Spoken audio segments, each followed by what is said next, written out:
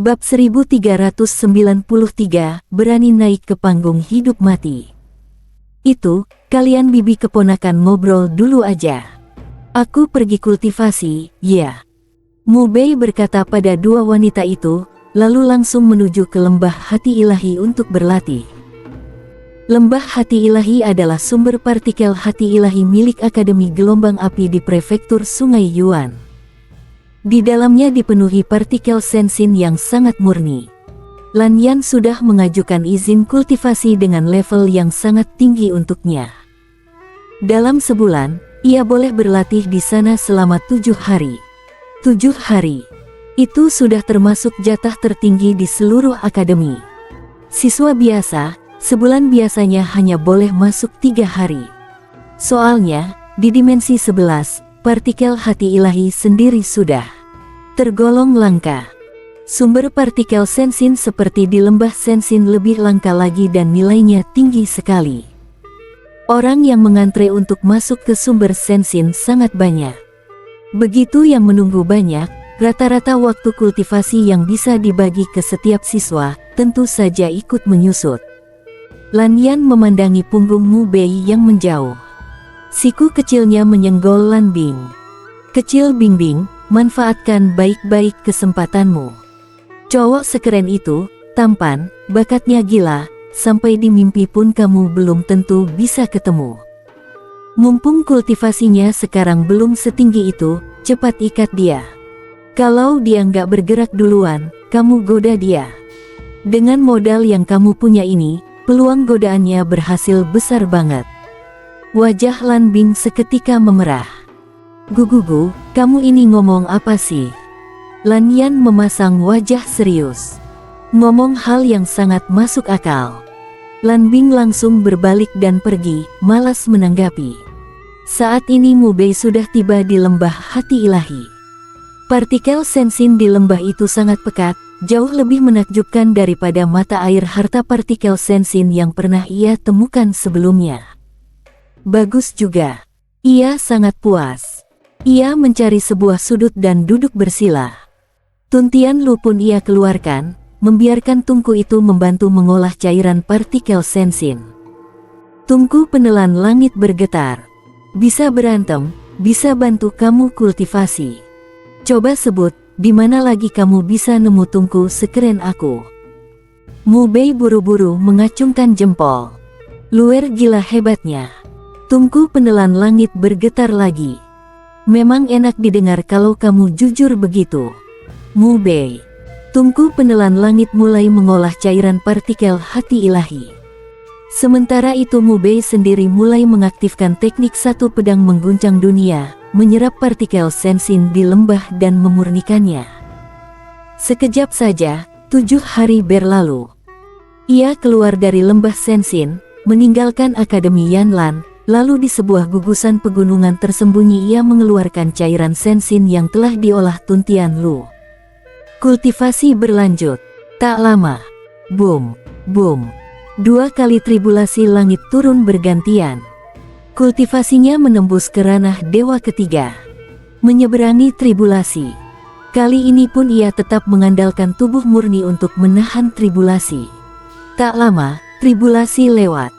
Setelah memulihkan luka-lukanya, ia kembali ke Akademi Yanlan. Baru saja melangkah masuk ke lingkungan akademi. Kamu. Sebuah suara terdengar.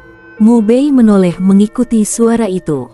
Ia melihat seorang pria berbaju kuning sedang menatapnya dengan penuh kebencian. Pria berbaju kuning ini, persis orang yang pernah ia temui di jurang dalam tempo hari. Saat itu, kalau bukan karena kemunculan Lan Bing, mungkin orang ini sudah ia bunuh. Mubei melirik sekilas, lalu berjalan terus menuju gedung koleksi buku.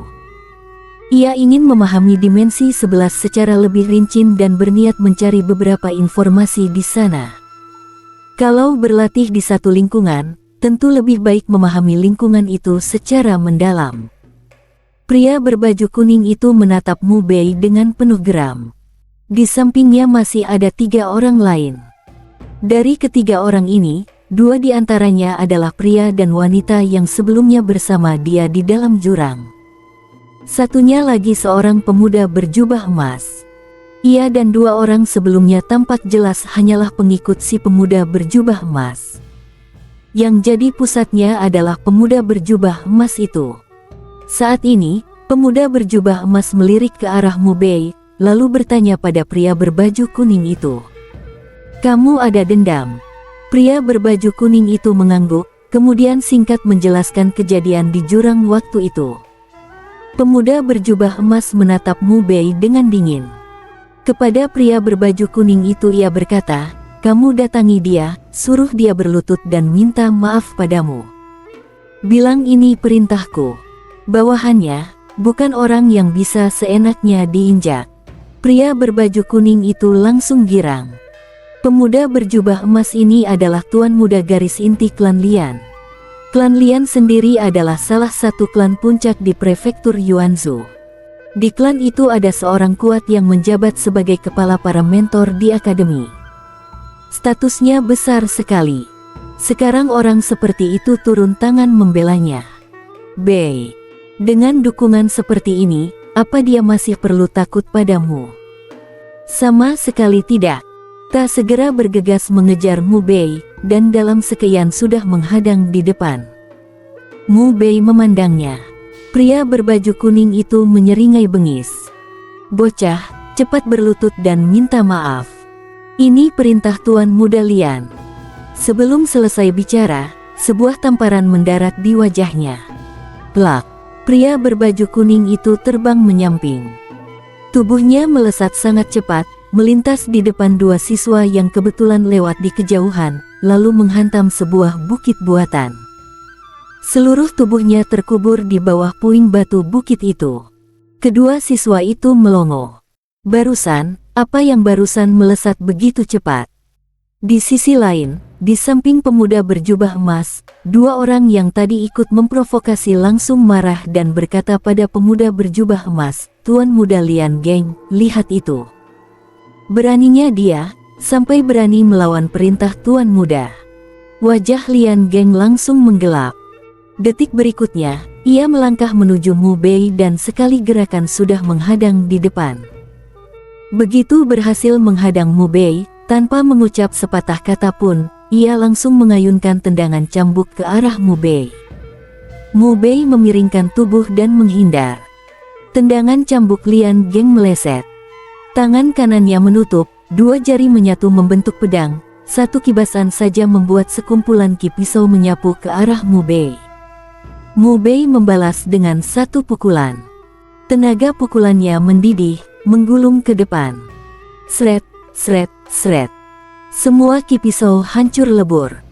Mu Bei memandang Lian Geng. Lian Geng menatap dingin. "Berlutut. Minta maaf. Kalau tidak, aku..." Sret. Sosok Mu Bei sudah muncul tepat di hadapannya. Sekali lagi sebuah tamparan mendarat di wajah Lian Geng. Plak. Lian Geng terbang terbanting dengan sangat memalukan. Dua orang yang barusan memprovokasi langsung berubah wajah. "Tuan Muda Lian." Mereka buru-buru berlari ke sisi Lian Geng, membantu menopangnya berdiri. Saat itu, pria berbaju kuning yang tadi terlempar juga kembali berjalan terlatih. Begitu melihat Lian Geng juga sempat dihajar oleh Mu Bei, wajahnya langsung berubah. Ia membentak nyaring ke arah Mu Bei. "Kau cari mati. Kamu tahu ini siapa? Ini Tuan Muda Lian Geng dari klan Lian. Kamu berani?" Cis. Satu helai ki pedang emas langsung menembus bahunya, membuatnya kembali terpental puluhan meter jauhnya. Saat itu, Lian Geng menepis tangan dua orang yang menopangnya. Dengan wajah sangat bengis ia menatap Mu Bei, sekali gerak kembali menghadang di depan. Begitu ia hendak bergerak, tamparan Mu Bei sudah lebih dulu mendarat di wajahnya, membuatnya jatuh terguling ke tanah. Setelah itu, kaki Mu Bei menginjak dadanya. Krek, suara tulang rusuk patah terdengar. Lian Geng mengeluarkan erangan tertahan. "Tuan Muda Lian." Dua orang yang tadi memprovokasi itu kaget sekaligus marah. Meski gentar pada Mu Bei, mereka tetap pertama kali langsung turun tangan. Mu Bei mengibaskan tangan. Ombak pedang menyapu, membuat keduanya terpental puluhan meter jauhnya. Di sekitar, para siswa yang menyaksikan adegan itu satu persatu memasang wajah terkejut. Orang itu siapa sih? Ganas banget. Berani-beraninya hajar Lian Geng sampai begini. Dia itu garis inti klan Lian, loh. Lagi pula, kakek ketiganya juga kepala para mentor di akademi. Seseorang bergumam heran. Lian Geng diinjak di bawah kaki Mu Bei, wajahnya makin bengis. Ia menatap Mu Bei dan meraung, "Kamu." Baru mengucap satu kata, kaki Mu Bei menggerus di atas dadanya. Krek. Beberapa tulang rusuk Lian Geng kembali patah. Darah segar merembes dari sudut bibirnya. Mu Bei menunduk memandangnya dari atas. "Bakotmu banyak sekali. Berani nggak naik ke panggung hidup mati? Kamu boleh bawa ketiga orang itu, kalian berempat naik bareng." Lian Geng menatap Mu Bei dengan wajah merah padam, tapi tak membuka mulut. "Bei." Ia sudah bisa melihat dengan jelas, dirinya bukan tandinganmu. Jarak kekuatannya terlalu jauh. Begitu menyetujui duel hidup mati, di atas panggung hidup mati tak ada aturan apapun. Mu Bei bisa langsung membunuhnya. Tentu saja ia tidak mungkin setuju. Ia memang anak manja, tapi bukan bodoh. Kong. Mendadak, sebuah bilah cahaya menebas ke arah Mu Bei. Bilah cahaya itu tiba dalam sekejap. Bab 1394, sekalian hajar kamu juga. Mu Bei mengayunkan satu pukulan keras, langsung menghantam bilah cahaya itu. Sret. Bilah cahaya hancur berkeping-keping. Tak jauh dari sana, seorang pria berbaju perak berjalan mendekat. "Miu Lun." Ada seorang murid yang bersuara. Miu Lun. Kultivasinya berada di ranah dewa tingkat 8, salah satu murid pewaris sejati kepala mentor Lian Yu. Sedangkan Lian Yu adalah kakek buyut ketiga Lian Geng. Miu Lun menatap Lian Geng yang sedang diinjak di bawah kaki Mu Bei. Ia memandang Mu Bei dengan dingin dan berkata, "Lepaskan dia." Sekarang juga. Mu Bei hanya menatapnya. Tatapan Miu Lun makin dingin, "Aku suruh kamu segera lepaskan dia. Sekarang juga. Atau kamu mau?" Mu Bei menoleh ke arah elang besar. Elang besar langsung paham, "Siap." Detik berikutnya, tubuh iblisnya mendadak membesar. Ia mengayunkan satu sayap ke arah Miu Lun. Dengan satu kibasan itu, aura iblis yang meluap langsung menyelimuti tubuhnya. Angin iblis yang garang ikut tersapu bangkit. Wajah Miu Lun sedikit berubah. Ia buru-buru mengafunkan satu pukulan untuk menyambut. Keduanya bertabrakan. Dentum. Miu Lun terpental lebih dari 100 meter jauhnya. Orang-orang di sekitar serentak terkejut. Saat Miu Lun muncul barusan, mereka semua mengira ia akan dengan mudah menekan Mu Bei dan membantu Lian Geng membalas sakit hati. Tidak disangka, dalam sekejap justru ia sendiri yang dihajar terpental. Semua orang menatap elang besar. Seorang murid berbisik, "Ini punya daya tempur setara puncak ranah dewa tingkat 9. Miu Lun bangkit berdiri saat ini. Ia menatap Mu Bei dengan kaget bercampur murka. Sambil menunjuk ke elang besar, ia membentak ke arah Mu Bei, "Kamu berani-beraninya membawa makhluk iblis masuk ke Akademi Yanlan." Mu Bei kembali melirik elang besar. Elang besar mengangguk, "Siap lagi." Begitu selesai bicara, ia kembali mengayunkan satu sayap ke arah Miu Lun. Miu Lun mengerahkan seluruh tenaga ke dalam pukulannya. Namun detik berikutnya, ia kembali terpental ke belakang. Begitu jatuh menyentuh tanah, ia langsung memuntahkan darah segar. Elang besar menatapnya dan mendengus, "Aku ini binatang perang kakak, paham tidak apa itu binatang perang? Kedudukanku sama persis dengan pedang perang asal kakak. Kakak ada di mana? Aku, si elang ini, ada di sana. Aku masuk akademi ini ada masalah apa? Jelas tidak adil kalau kamu masih bawel lagi. Aku si elang ini bakal bunuh kamu." Selesai berkata, ia menoleh ke Mu Bei, "Kakak, omongan aku barusan boleh kan?